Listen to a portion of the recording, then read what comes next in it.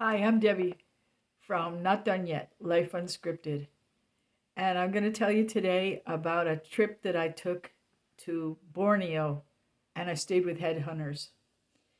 Okay, this is how it all happened. Um, I have a video that was on part one and part two about when my dad died. And after my dad died, my mom gave each of us kids, each of the three of us, $5,000 each and said, you can do whatever you want with it. And so I decided to take a trip with mine to make some memories. And so I was trying to think, what am I going to do? Where am I going to go? So I was sitting at the dentist's office waiting to be called, and I was reading an adventure magazine. And in the back of the magazine, it talked about staying with headhunters in the jungle. And so I said, this is what I want to do. I want to go do this. And it's in Borneo. And that's where the orangutans live, which I love. So I wanted to see them too. So I knew this is going to be perfect. So I went to the travel agency and I tried to book the trip. And the lady said, oh, no, no, you can't go there by yourself. They don't let solo people go. So if there's other people that are going to go, we'll let you know. And and then you can book that part of the trip. So I was a little disappointed, but within a little while, probably a month, she contacted me, and there was another group of people going from another country. So I was going to be able to go. So I booked the trip, and I was going to go to some other countries in Southeast Asia as well. I'd never been to Asia before. So I was really, really excited. So I flew from Colorado Springs to Denver, Denver to Seattle, and from Seattle to Hong Kong. And so then I had to fly to Borneo. And there were two different airports in Borneo. And so the one that I went to first, because I went through both of them, I went to an airport where Sabah province is, and that's where I was going to be going to Kuching. And I was going to be 5 hours away from Kuching, and I was going to be staying in a Dayak village, a Dayak longhouse in Malaysia. So the first thing that happened was I had a taxi ride to this little tiny town, and from there I was picked up by a man in a Jeep, and he looked like he was one of the headhunters. He was really short, and he didn't speak any English, but he picked me up and he drove me to this little marketplace. And at the marketplace, he was getting some things. And while we were there, everybody was coming up to me and touching me. And they were touching me and touching my hair and looking at me. And I realized that they probably hadn't seen very many white people before. So it was really kind of freaky. It was like if I was a movie star or something, because they were all crowded around me and they were all touching me. So I kind of tried to get away from that because I wasn't comfortable with that. But so I was looking in the marketplace and I saw these baskets, and there were monkey parts in some of the baskets. Like there were monkey heads in some baskets and other monkey parts in others. There were bats, dead bats, and there were all kinds of insects and lots of things in the baskets. And I thought to myself, I am not going to eat anything while I'm here because unless I know for sure what it is, I am not eating it. So the man said that we were ready to go. So then we drove a little bit more down to this river, and there was a longboat waiting there that had a really old fashioned motor on it. And so I think there was just me and the man and maybe one other man in the boat. And so we went down the river, and it was like a muddy river, and it looked pretty wild back there. It wasn't very wide, but we were traveling along, and pretty soon we started to pass some longhouses. And so there would be like a log that was hewn out with steps on it that went up to the bank. to the where the longhouse was. And so I didn't see any people around these other longhouses, and we kept on going, and then we got to the longhouse where I was going to be staying.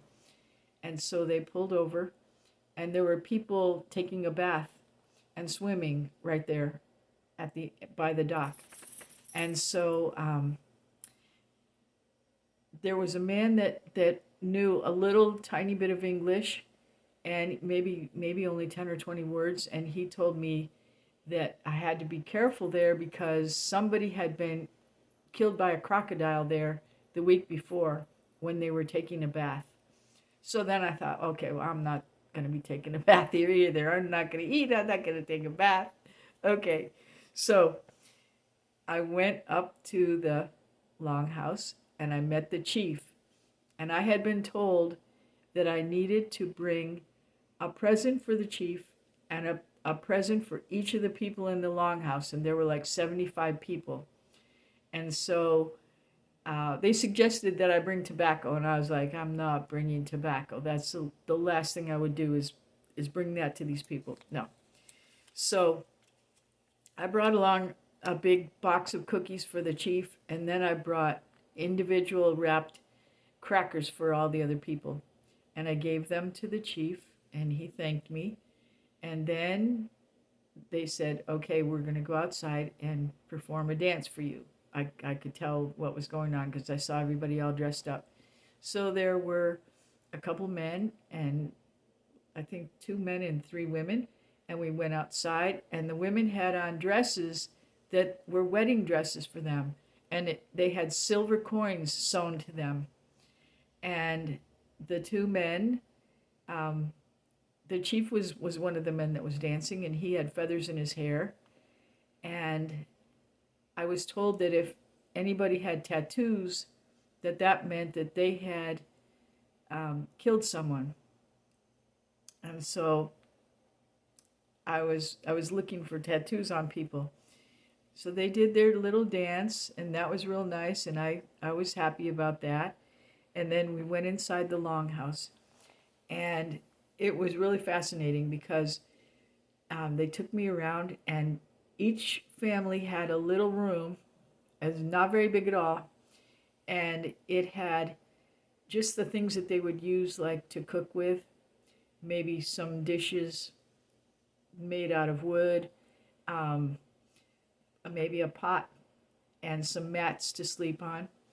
And then in the middle of the longhouse was a giant walkway where everybody congregated, and they congregated on mats out there, and there were 12 different babies swinging on little swings from the ceiling, like little hammocks or little baby swing type things that they had made. And so everybody there was making things. They were making all different kinds of crafts. They were making baskets and jewelry and different things. And so I was thinking, oh boy, I hope I can buy some of these baskets. So I did. So I can show you some of them that I got. This one was one of them. And this would be a basket that they would use to carry back things that they found in the forest that they needed, like food or pieces of wood that they were going to burn. This one, I noticed when I got back to the town that this is what women used for purses. And so I used it for a purse for a long time, but then I broke it in part of it here, so I stopped using it because I didn't want to ruin it anymore, because I really loved it. And then this one was a toy that a little girl would have, and this was the basket. This is like a small basket similar to the big ones that they would use, and they would go off into the jungle and get reeds and things and bring them back and use them to make baskets. So this is for the little girl, and this is also for the little girl. And this is what they would put pepper in, just like the pepper that we eat. They would put the pepper in here to dry, and they would throw it up in the air to dry it in the sun. And for the little boys, they had blowpipes. And I bought one, but I gave it to my son, and then he lost it, so I don't have that anymore. But I thought that was really fun. And I also bought a turtle that was made out of ironwood, um, and I bought a mat. But those things I gave to my old school because they had a multicultural exhibit, and there were people from Malaysia in my old school. So I thought that that would be good for them to have for their multicultural items. Okay, so after that, there was a young guy that was a teenager, and he wanted to take me out into the woods to show me how he would hunt with the blowgun. So we went outside, and he showed me the little ball. It was like a rubber ball, because they had rubber trees there, and they also showed me that. But he had like a little rubber ball that he had made, and then he would use the poison from a poison frog. It put a little bit of poison on it, and he would put it inside the blowpipe. But he said you had to be really careful not to get it in your mouth. You had to blow it out, but do not suck it back in at all. When we went out to look to go with the blowgun, I noticed I did not see any animals at all, not even a butterfly or a bird. I didn't hear any birds calling. I saw not one single animal. So I was thinking, wow, I guess they've killed everything off, or the animals are really scared or something, but there wasn't anything around. And then as I was walking around in the longhouse again, I saw some of the shrunken heads in some areas, and they were like clustered together, like three of them together, and they were like darkened, like they had been burned. And I read that they thought that by killing these people that they would gain their soul. So it was a warrior kind of thing that they did, but they didn't do it any longer. They didn't do it anymore. There were also some old cannons there that they had found from different wars. And so they had those displayed prominently as like souvenirs that they had captured. So we went out and we looked at the pepper trees, and we looked at the rubber trees, and they showed me how they got the rubber out. And then they showed me the pitcher plants, which you might see a pitcher plant in a store, even here in a Walmart. And they told me that the monkeys would drink out of the pitcher plants because it was shaped like a little pitcher. The pitcher plants are actually carnivorous plants. They eat insects. So right now I'm wearing a sarong, which is what everybody wore there. The men also wore sarongs, but they wrapped them around their waist. And then if they had a baby, they could use another sarong to go around with a sling for the baby to be in. And they also could make a long dress, a short dress, different types of dresses, pants, whatever, just from the same piece of material. And this one is one that I bought in the town. So anyway, these were Ebons, and they are indigenous people, and they've been around for thousands and thousands of years. And I was just really, really excited that I got to meet them, because I've looked at videos of them now on YouTube, and I see that what they have done is the government has tried to make kind of fake longhouses for them. And so because their forests are being destroyed, because they're cutting down all the forests to make room for growing palm trees, for palm oil. And so the forests are totally getting cut down, and it's totally destroying all the animals, like the orangutans, and a lot of the nature is gone. And I did see that when I was on the river. I did see big boats going by with humongous trees going along. And I saw some fires when I was in the sky. But nowadays, it's much, much worse than it was then. And I went there in 2019, so it was a long time ago, and it was just at the beginning stages of all that. But what I just want to tell you is that it was just an adventure of a lifetime. And it was a gift from my dad, so it was really special that I got to do it. And my dad had said he always wanted to go to South America, so I know he wanted to see some adventures too. Um, but he never got to go.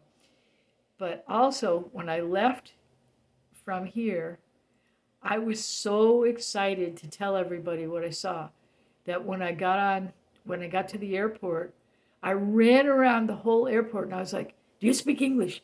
Do you speak English? Do you speak English? Do you speak English?"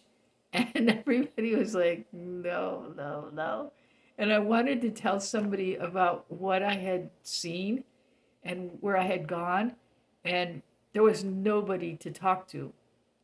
So I was really, really disappointed. But I mean, it's just been such an exciting adventure. And I have these baskets in my dining room right now, and I look at them every day. They're hanging up, and I just remember all the things that I saw and all the other things that I saw in on my trip when I was in Borneo. And I have other adventures that you'll have to check out. I have adventures with turtles. I have adventures with the orangutans, um, all kinds of things. So please check out my other YouTube videos and subscribe to my channel. And thank you so much for coming. And I hope you go on some great adventures. Bye bye.